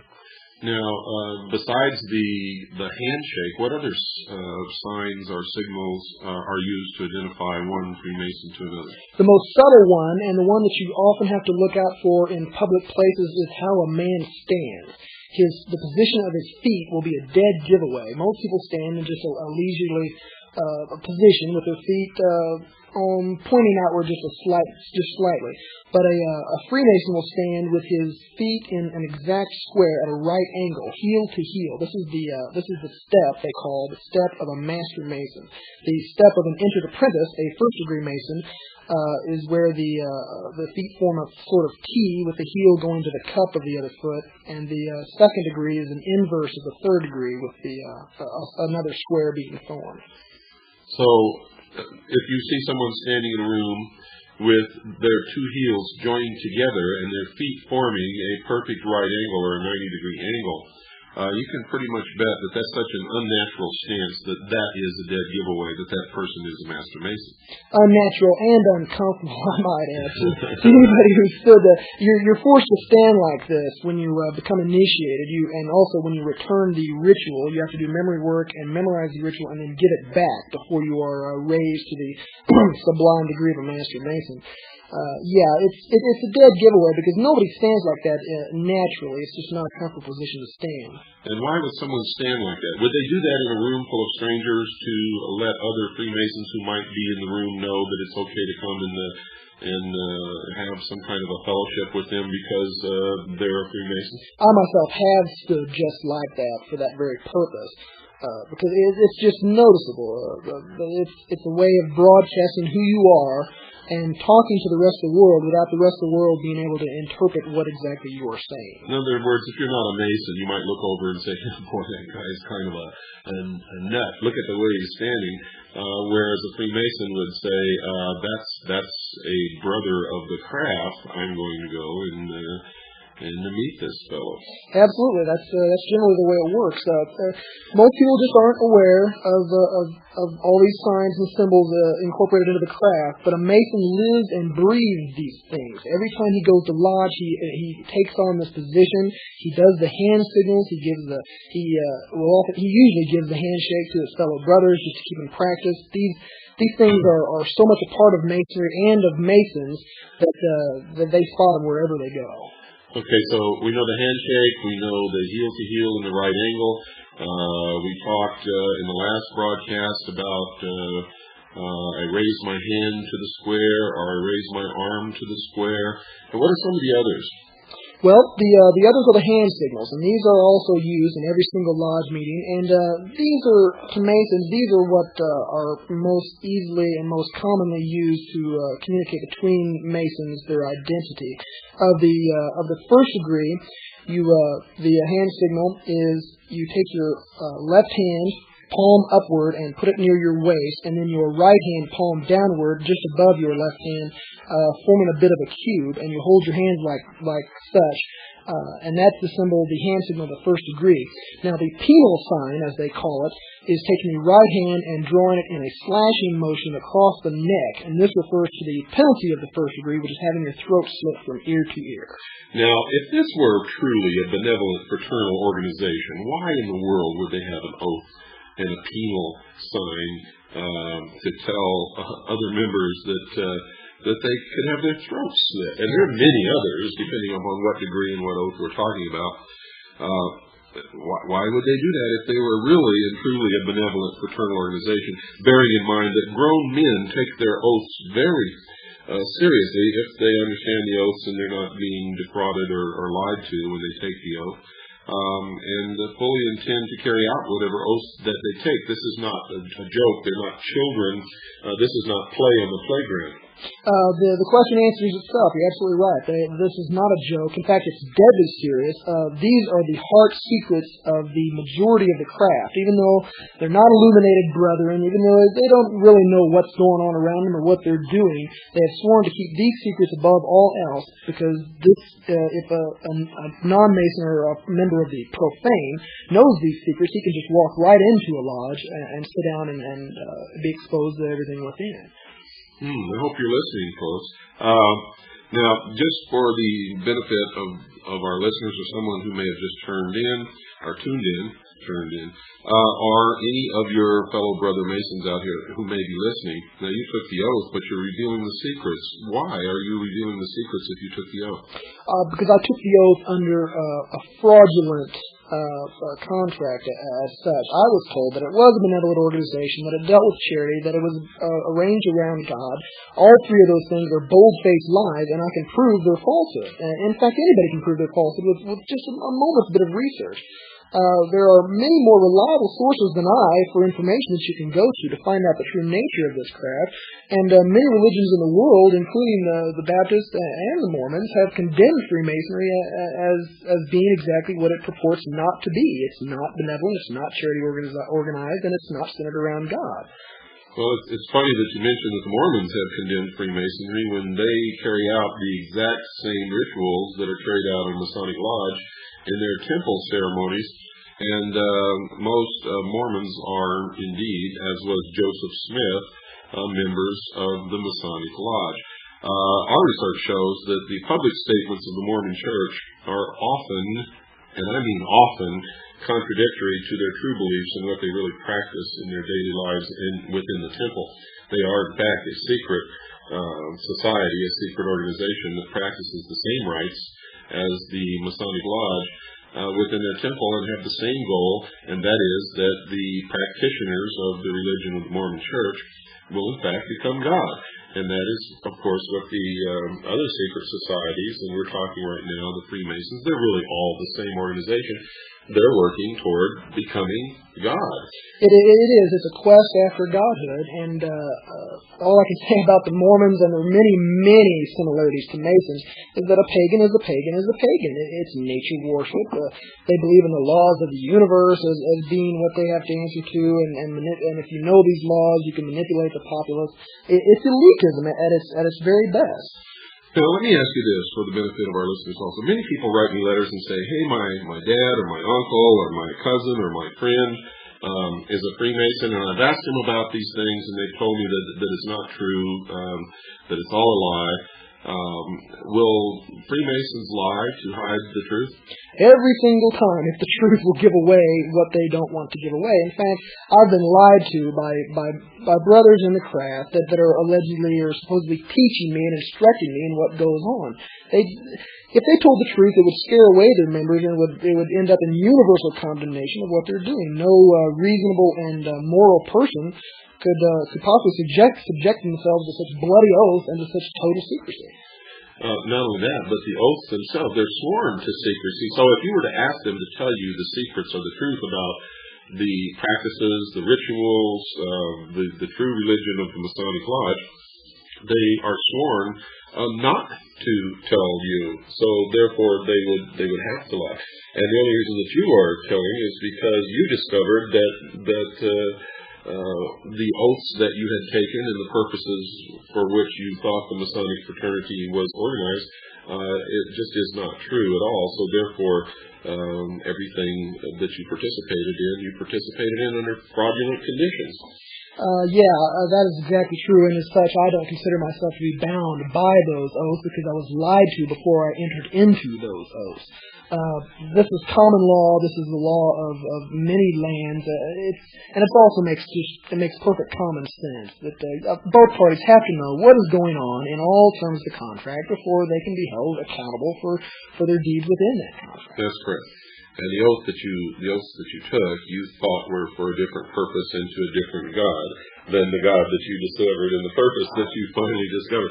So folks out there, when you go and ask your relatives or your friends or your cousins or your business associates questions about the lodge, about Freemasonry, about any secret society, no matter what name it is, the Rose and Cross, Knights Templars, the Knights of Malta, the Order of St. John of Jerusalem, any of these people, they cannot and will not tell you the truth because it is forbidden to them. And in fact, if they do, they could find themselves suffering the consequences of the very oaths they took, not to reveal these secrets. Now, what are some of the other signs that we have not discussed? Okay, I covered the first degree. The second degree we've also partially covered. The sign of the second degree is to hold your right arm extended outward with the elbow at a right angle and the hand facing up, palm forward. And the penal sign of that is to draw your right hand across your chest from left to right in a claw-like motion. It refers to the penalty of the second degree, which is to have your breast torn open and your heart and vitals taken thence and given as to the birds of the air and the beasts of the field. That's the exact quote from the ritual, by the way. And the third degree consists of both hands palm down, extended outward at the waist, and then to draw the hand across the waist from left to right, which refers to have your body torn in twain, which is the penalty of revealing the secrets of the third degree, to have your body torn in twain and the parts carried north and south. That is again a direct quote from the ritual. So the first one is the recognition signal, and the second is what you call the penal sign. Yes, that's true. And are there other signs and signals connected with Freemasonry? There are many others. There is a recognition signal and a penal sign for every single degree in Freemasonry, and I have been through the 32nd degree and have experienced all these recognition signals and penal signs. But all the signs after the third degree are not nearly as important as the first three. And the reason for this is because Masons in general are just not invited to know all the secrets of the order. It is not uncommon to know a Mason, as you've stated before, who never ever advances beyond the third degree. And I should state now that a Mason who is in the third degree, he can be the master of his lodge, the worshipful master, they call it, of his lodge, which is a bit like an elected office, a bit like president, that lasts for 1 year. Not all Masons are in the Scottish Rite or the Shrine or the Yorkish Rite, but all Masons do know the signs of the first 3 degrees and the penal signs. And in fact, most Masons are really only guilty of joining an organization they know nothing about and for giving it protection and favor and helping it along, but they really don't know what it's all about, do they? True. They don't. They're as ignorant as I was. And if they're out there listening, I'd like to say that you can follow the exact same path I have followed. Now that you know the truth about the craft, whether you believe me or not, you should go out and verify for yourself. And once you do verify for yourself, you are no longer bound by those oaths either. They are fraudulent, and they're ridiculous and unreasonable and brutal in many ways. Not only that, but once you do know about it, you are no longer innocent, but you are, if you don't do something about it, or leave the lodge, or do as this young gentleman is doing, help us to relieve ourselves from the yoke of these secret societies who are planning on stripping us of our freedoms and our rights. If you don't, then you are a fellow conspirator and are just as guilty as those who have always known. And you better understand that, because I'm telling you right now, patriots in this country are getting fed up. And the purpose of this show is to prevent bloodshed. We want to wake people up and do something about this while we can, legally and lawfully, because, folks, there will come a day when people will not take it anymore, and they will take weapons in hand, unfortunately. We can see it coming. Anybody with half a brain can look around and talk to people and see that day is going to come, because nothing's getting better. It's only getting worse. And we don't want that to happen. That's why we're doing this. That's why I've dedicated my life, and that's why I've suffered so much in my life to try to wake people up, is to prevent that kind of thing. And they are dead set upon seeing their dream come true, aren't they, Will? They have dedicated their lives, their labors, and indeed their entire faith to this. And you have not exaggerated or overrated the problem at all. This is dangerous, people. These men mean business. The Scottish Rite themselves have taken a public stance totally in support of public education by the government.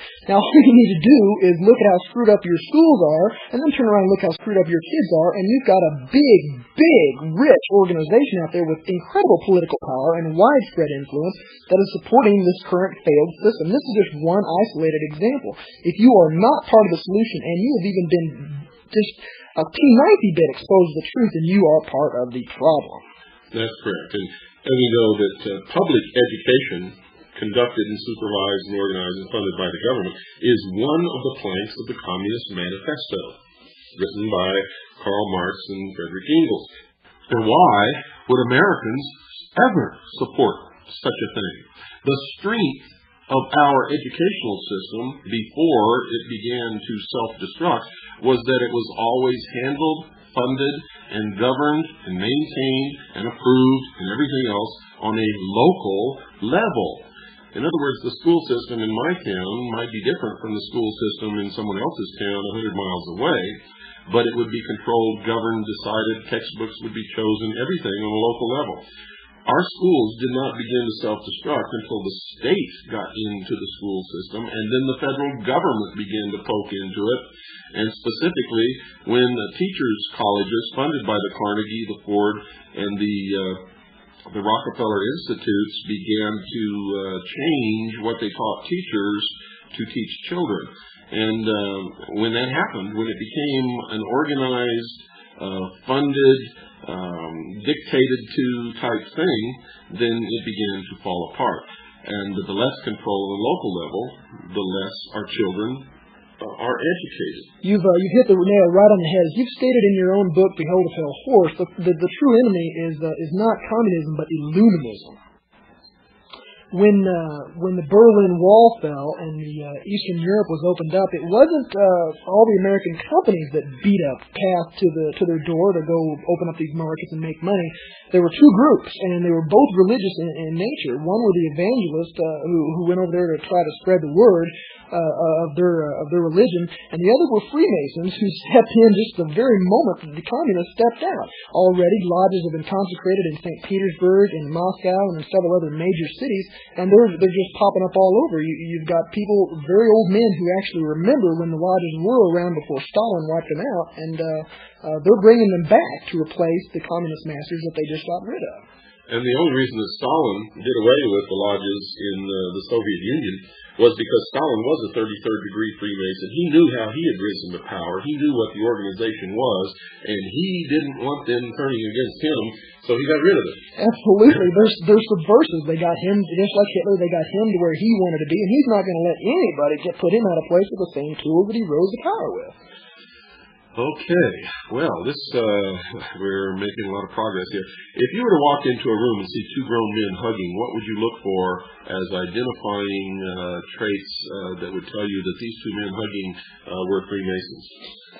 There is a certain patterned ritual that goes that has something to do with that. It deals with the interchange of one of the most secret passwords of Freemasonry, and you must stand foot to foot with another Mason, knee to knee, hand to back, and mouth to ear, and then whisper the secret word in a very low voice.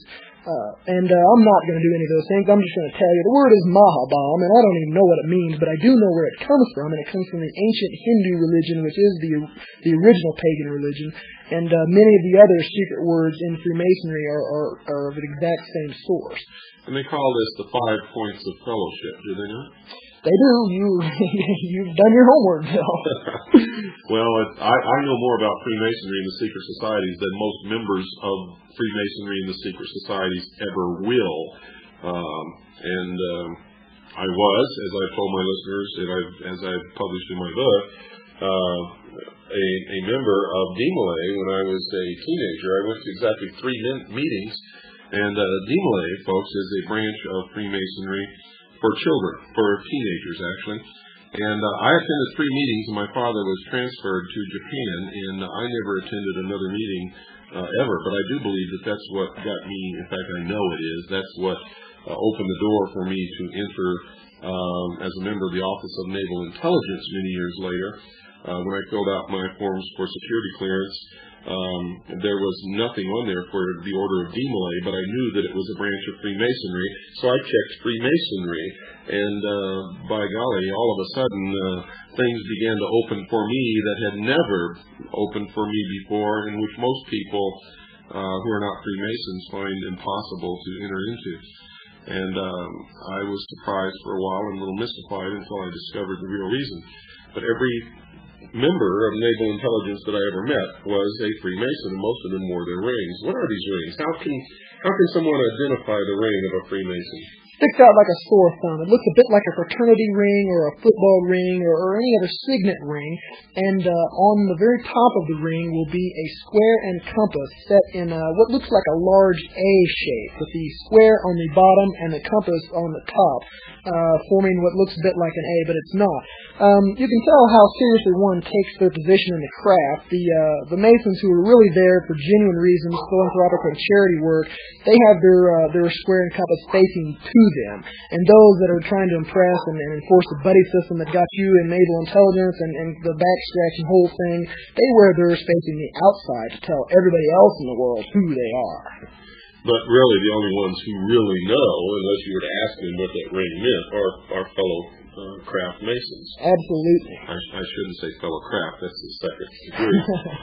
Our fellow brothers of the lodge. Okay, folks, we've got to take our break. Don't go away. We'll be right back after this very short pause.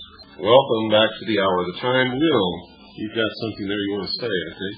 Yeah, I'd like to give a little message to my brother Masons out there. I know that all those who are listening are thinking some pretty hard thoughts about me. You're thinking things like that I'm a traitor to the craft. Well, I'm thinking that you're a traitor to your country. And if you think that I've betrayed my brothers, I feel that you've betrayed me with your deception. If you believe that I've broken my oaths, and even if those oaths are valid, something that I do not believe, I think they're null and void, well then I just have to say that so what? We all gotta go, and my brothers can go quietly into slavery, living a lie and burying their heads in the sand, or you can go like a man, squarely facing the truth and fighting for freedom. I honestly believe this, and I honestly believe that the whole nature of the craft is sinister. Wow, that's quite a statement there, and I certainly admire you for saying that. I had no idea that you were going to do that. In fact, you showed me the piece of paper just as the music was beginning to fade out and indicated to me that you wanted to say something. So, yeah, wow, that's pretty good. Okay, let's get on into the rest of the program. What are some of are there other signs and signals that the secret societies, Freemasons in general, use to identify themselves to each other? I've never been a member of any other secret society besides Freemasonry, and much to my joy and to your good fortune out there, I have already told you most of the secrets that are protected by the craft, as far as the common layman of the craft will know, with the exception of one. And that is concerning Hiram Abiff, who is a bit of a patron saint, I guess, of Freemasonry. Somebody they pulled from the Bible and turned into a character to give a meaning to their ritual. When two Masons come together, one of the easiest ways that they'll come to know each other without having to shake hands, hug in the middle of the street, or do little foot dances or whatever kind of nonsense that they're doing out there, they'll just come up and say, "Well, hi Hiram, how you doing?" Or "Hello, Mr. Abiff." Or if you want to catch a Mason on the phone, you just tell them that H. Abiff is calling, and believe me, you'll get service right away. Well, that's good to know. We can certainly use information like that. But we know that some of the symbols and signals and signs used in the Masonic order were also used by the Knights Templars and others. So this didn't come strictly from this one society, but literally they are all one. What are some of the vocal signals, the speech, what words, besides Hiram Abiff, what else would you say to someone to solicit whether or not they were in fact Freemasons? One of them that I've also come across, and I've seen this in writing, and it was a bit of a mystery to me until I sought some advice about it. They'll ask each other if they're a traveling man, and what they mean by, and this comes directly from the old Templar ritual, and it stands as a positive factual link of the continuity between ancient secret societies and modern Freemasonry, is they'll ask if they're a traveling man. And the meaning behind that is one traveling from west to east, east being the source of knowledge. Or illumination. It's also the point where the sun rises, which goes back to the first religion, which was the cosmology, where all of these religions and secret societies sprang from, which was the worship of the sun, the source of illumination, the source of warmth, the source of all life, the source of everything, rises in the east every morning, and is, in fact, for those who really understand, the morning star. Is that not correct? Absolutely, and that gives a great illumination, if I may say so, as to why the worshipful master sits in the east of the lodge, and also why during the ritual, when a young unknowing Freemason like myself is brought in and has a degree conferred upon him, he circumnavigates it as he walks around in a circle from all the points of the lodge, going from the worship master in the east to the junior warden in the south to the senior warden in the west, and then back to the master in the east. He is traveling as the earth travels around the sun in a circle of worship, and it might even be a direct reference to Solomon's circle. And as you told me yourself, Bill, about the traveling man, that too has been used by communists, hasn't it? Yes, in fact, anyone who knows anything about the Internationale, or the secret society known as the Internationale, the Communist Party, the International Socialism, if you studied them, the same passwords are used by them. All of these organizations are one. Socialism stems from the mystery schools. That's where it comes from. You'll find that most of the mystery schools preach the tenets of the Communist Manifesto, written by Karl Marx and Friedrich Engels, whom, by the way, just wrote it. They were the hacks who fronted for it. They did not make it up. It came out of ancient documents and an ancient philosophy. And the password is the same. Are you a traveling man? And that's how communists identified themselves to each other from cell to cell and country to country, and kept their business secret. And I got that straight out of the files of the Federal Bureau of Investigation in their investigations of the International, the Communist Party, International Socialism. They're all the same. Freemasonry, the Knights of Malta, the Rosencross, they're all the same organization, folks. And one of their tenets is, And in fact, Adam Weishaupt said this: the strength of our order lies in its concealment and in its many different names, appearing under many different names and many different occupations, sometimes even appearing to oppose ourselves. But at the highest levels, they're all the same, because they use the system to coerce the people to go along what they want. If they want to change something in a certain direction, they'll look at the population, the society, the problems that exist, and they will intentionally foment a problem in order to get the people to cry for an answer to that problem, which will be the direction that they want to take that society into. They will create two opposing groups. At the top of these two opposing groups will be their people, so that it's a controlled conflict, bringing about a controlled resolution or a desired end. You guys better wake up to this. I'm telling you, you better wake up to it. You better pay attention to what you're hearing here. You better realize that this young man sitting next to me is a hero. He's risking his life to bring you this information, as are many other people operating out of the public eye. You may never, ever in your life know who they are. They're working to save your freedoms for you. And sometimes I have to sit back and watch it. Why are we all doing this? Why am I doing this? Why is he doing this? Why are all these people doing this when most of you out there sit back and do nothing? I have people write me letters and say, I don't want to be in your mailing list because somebody might get your mailing list and they might know who I am. I've had other people write and say, what is that symbol that's over your name when you sign your name on your documents? That's the sign of something evil, and I don't want to be a part of your organization. That's fine with me, folks. To tell you what that is, for those of you who are interested, that's a chop. It was given to me as a gift by the head of the accounting department of the last college where I was the executive director. She was Chinese, went home to Hong Kong for Christmas, and brought that back for me. That's the way the Chinese people sign their name. It literally means the director, the boss. And I've used it ever since because I like it, and I liked her, and it was a gift. And it personalizes my signature. It means nothing more or less than that. But you are right in asking, but you are wrong in assuming and making assumptions. You're also wrong in hiding. I want you to read my list. New World Order. There's no place where you can go and hide unless you can get off this planet. And forget about aliens bringing all this stuff about. The only people you have to fear are humans. And being afraid is not going to solve our problems, because fear itself is a weapon that they use against us.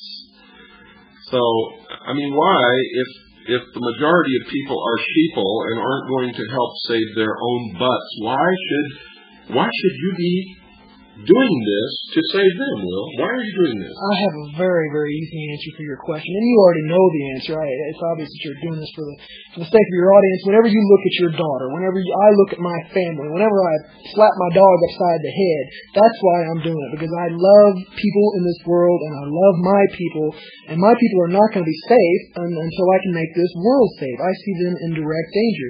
And I'd like to say, Bill, you have a wonderful way of cutting right to the heart of many matters. You're right about the continuity of the secret societies. They are all one. And I'm here to tell you, he did not just flip through a few books and see a couple of things and say, okay, they're all one, they're all evil. It's not that easy, folks. You have to read and research and research and research and investigate every single corner of this. And believe me, if it looks like a snake, and it slithers like a snake, and it hisses like a snake, well hell, go ahead and step on its head because it's a snake. Well, it is a snake. If we go right to the philosophy of all of these secret societies is that man was held prisoner in the Garden of Eden by an unjust, vindictive God. That he was denied his own chance to become a God. And that Lucifer, through his agent Satan, set man free with the gift of intellect, the gift of knowledge. And with that knowledge, man himself can become God. Remember, the promise that Satan made to Eve was that God was lying to them. That if they did indeed eat of the fruit of the tree of knowledge, they would become gods. Don't ever forget that. those who say they are God, those who say they're going to become God, the members of the secret societies, the Mormon Church, others who profess this belief, are practicing the Luciferian philosophy. They have deserted the real, true God, and they are following the fallen angel of light, Lucifer, Satan, who is not a God at all. They have all been deceived. If you are one of them, remember, we don't hate you. We are not trying to hurt you. If you want to continue to practice your religion, that is okay with me and any true person who is an American and who believes in the Constitution. It is only when you practice your religion with the aim of taking away my freedoms and forcing me to practice your religion under a new world totalitarian socialist government which you intend to bring about that it becomes not only my business but my duty to stop you. Understand that. And I want to read to you from a book here so that you'll understand where I'm getting to, and I want you to listen very closely to the closing music at the end of our program tonight. This is taken from The Secret Societies of All Ages and Countries. It's in 2 volumes. The author is Hecate Thorne. This particular set of 2 volumes was published, I believe, in 1965 by University Books Incorporated. The Library of Congress number is 65-22572. So I urge you to get this set of books because these books were written back when it was still easy to get a lot of information on the existing secret societies, much easier than it is today. I'm going to read to you from page 14 of volume 2 under Secret Societies, Freemasonry, Rites and Customs, paragraph 391 entitled Masonic Customs. Some Masonic peculiarities may conveniently be mentioned here. Freemasons frequently attend in great state at the laying of the foundation stones of public buildings. They follow a master to the grave, clothed with all the paraphernalia of their respective degrees. They date from the year of light. The Knights of the Sun, the 28th degree of the Scotch Rite, acknowledge no era, but always write their date with 7 noughts, or 00000000. No one can be admitted into the Masonic order before the age of 21, but an exception is made in this country and in France in favor of the sons of Masons who may be initiated at the age of 18. Such a person is called a Louis in England, and that's the source of that name, and a Louverture in France. This latter word signifies a young wolf, and the reader will remember that in the mysteries of Isis, the candidate was made to wear the mask of a wolf's head. Hence, a wolf and a candidate in these mysteries were and are synonymous. Macrobius, in his Saturnalia, says that the ancients perceived a relationship between the sun, the great symbol of these mysteries, and a wolf. For as the flocks of sheep and cattle disperse at the sight of the wolf, so the flocks of stars disappear at the approach of the sun's light. We have seen in the account of the French workmen's unions that the sons of Solomon still call themselves wolves. The adoption of the Louverture into the lodge takes place with a ceremony resembling that of baptism. The temple is covered with flowers, incense is burnt, and the godfather is enjoined not only to provide for the bodily wants of the newborn member, but also to bring him up in the school of truth and justice. The child receives a new name, generally that of a virtue, such as veracity, devotion, beneficence, and the godfather pronounces for him the oath of apprentice, in which degree he is received into the order, which in case he should become an orphan, supports and establishes him in life. Now the key words here, folks, that I want you to remember and pay very close attention to when you hear the closing theme or the music that closes this program tonight is this, and I'm going to quote directly from it. Quote, Macrobius in his Saturnalia says that the ancients perceived a relationship between the sun, the great symbol of those mysteries, and a wolf. For as the flocks of sheep and cattle disperse at the sight of the wolf, so the flocks of stars disappear at the approach of the sun's light. Now remember in chapter 1 of my book, Silent Weapons for Quiet Wars, there is a quote of these people who have declared a silent, quiet war upon the American people using silent weapons that goes like this. Quote, "A nation or world of people who will not use their intelligence are no better than animals who do not have intelligence. Such people are beasts of burden and stakes on the table by choice and consent." Unquote. In other words, cattle. I prefer to call them sheeple, the sheeple of the world. And of course, if they are the wolves, then you are the stakes on the table if you are indeed one of the sheeple. Well, that takes us almost up to the mark. Will, I want to thank you once again, and since this is the last program that we're going to be doing together for quite a while, I'm going to give you the next 30 seconds to tell the people out there, the sheeple, what they should hear. Thank you, Bill.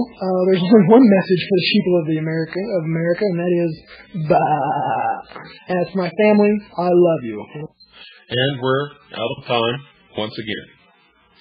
For all of you who have been helping in this great fight, God bless you. For the rest of you, God bless you too. But God help you to wake up in time. And I hope you listen to this closing number. Good night.